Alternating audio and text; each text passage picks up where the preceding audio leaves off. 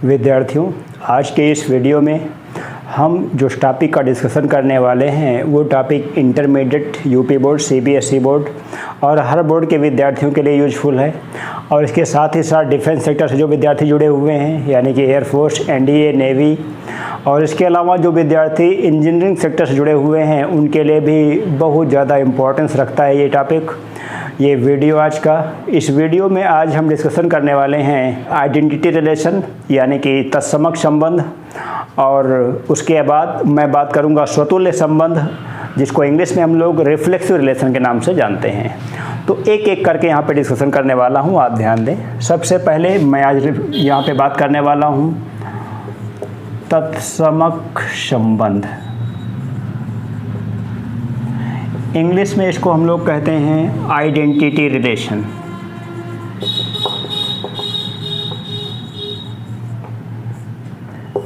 इसके पहले मैंने एक शॉर्ट वीडियो आपको दे रखा है, उसमें मैंने रिलेशन की डेफिनेशन को पूर्ण रूप से आपको सेटिस्फाई करके मैंने बताया था और बहुत सारे कमेंट्स आए, बहुत सारे विद्यार्थियों ने कॉल भी किया कि सर डेफिनेशन ऑफ रिलेशन पूर्ण रूप से, परफेक्ट रूप से हमको समझ में आ चुकी है। तो उसके बाद का ये वीडियो आपके सामने है, तत्समक संबंध की बात करने वाला हूँ, आप ध्यान दें। मैं सबसे पहले डेफिनेशन को आपको ओरल बताता हूँ, उसके बाद तब लिखता हूँ। दिए गए समुच्चय ए से समुच्चय ए में कोई दिया गया संबंध R तत्समक कहलाता है यदि ए के प्रत्येक अवयव का प्रतिबिंब केवल स्वयं पर बने। आप ध्यान दें,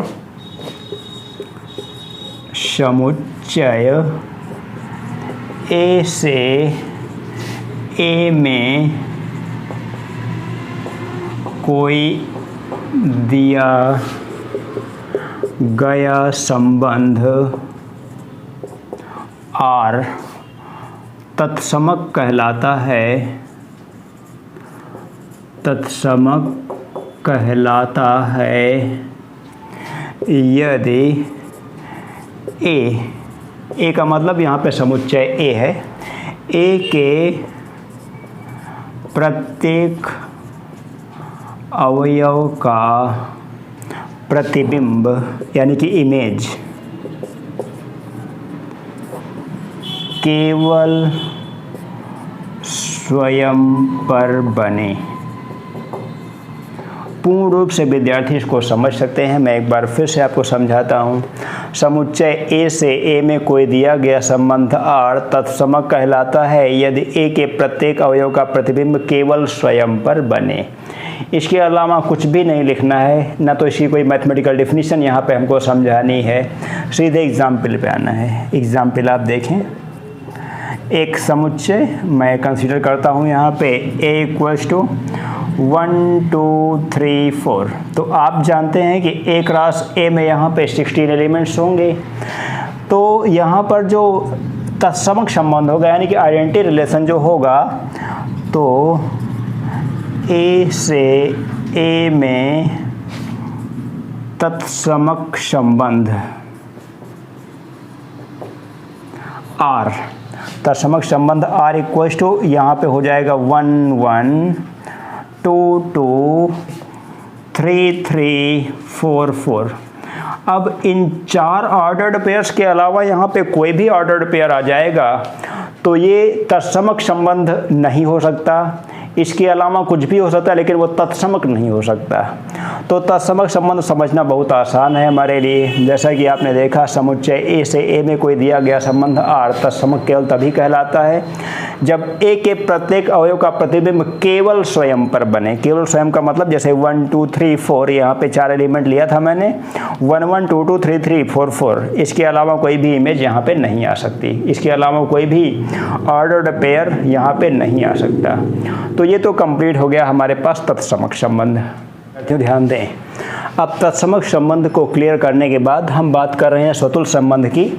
और स्वतुल्य संबंध भी तत्समक संबंध से किस प्रकार से रिलेटेड है, मैं एक एक बात का यहाँ पे डिस्कशन करने वाला हूँ, ज़रा समझने का प्रयास करें। मैं पहले डेफिनेशन को यहाँ पे पूर्ण रूप से लिखना चाहता हूँ। समुच्चय ए से ए में कोई दिया गया संबंध, इस दिए गए संबंध को मैं R नाम दे रहा हूँ। दिया गया संबंध R स्वतुल्य यानी कि रिफ्लेक्सिव स्वतुल्य कहलाता है,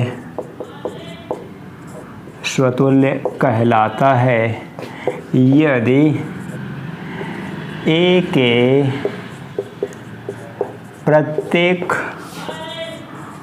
अवयव का प्रतिबिंब, प्रतिबिंब का मतलब इमेज, A के प्रत्येक अवयव का प्रतिबिंब स्वयं पर अवश्य बने।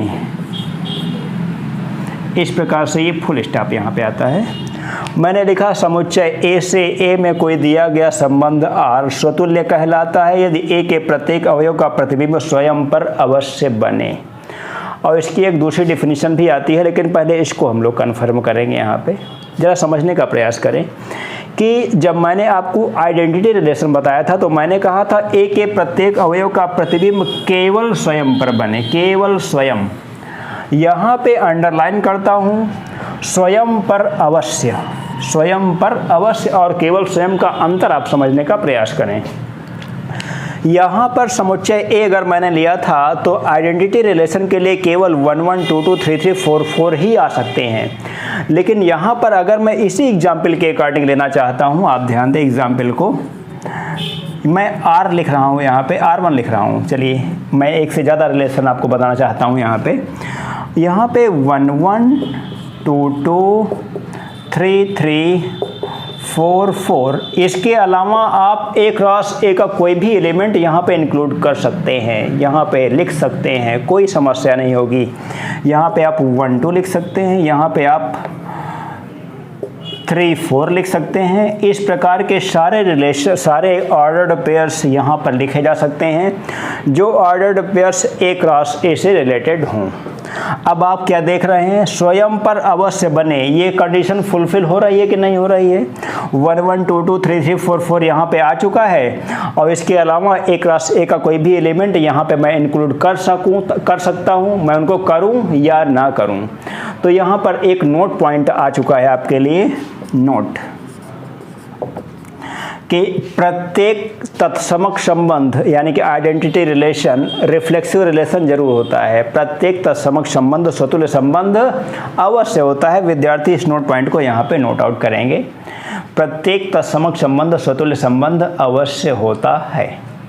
इसके अलावा इसको तो मैं एक डेफिनेशन 1 नाम दे सकता हूँ। यहाँ पे डेफिनेशन 1 हो गई है। डेफिनेशन 2 की बात करता हूँ। यहाँ पे दूसरे प्रकार से हम इसको कैसे डिफाइन कर सकते हैं, स्वतुल्य, जैसा हिंदी के नाम से हिंदी वर्जन के विद्यार्थियों को बहुत बेहतर क्लियर होने वाला है। स्वतुल्य का मतलब अपने आप से तुलना, यानी कि अगर मैं कोई 2 एलिमेंट की यहाँ पे बात करूँ या फिर 2 ऑब्जेक्ट्स की बात करूँ, कोई भी 2 ऑब्जेक्ट हो सकते हैं, वो 2 सेट हो सकते हैं, 2 लाइंस हो सकती हैं, 2 ट्रायंगल हो सकते हैं। इस प्रकार के और भी एग्जाम्पल आप ले सकते हैं कि x का y से जो संबंध है, यदि वही संबंध x का स्वयं से हो जाए तो इसे स्वतुल्य संबंध कहते हैं।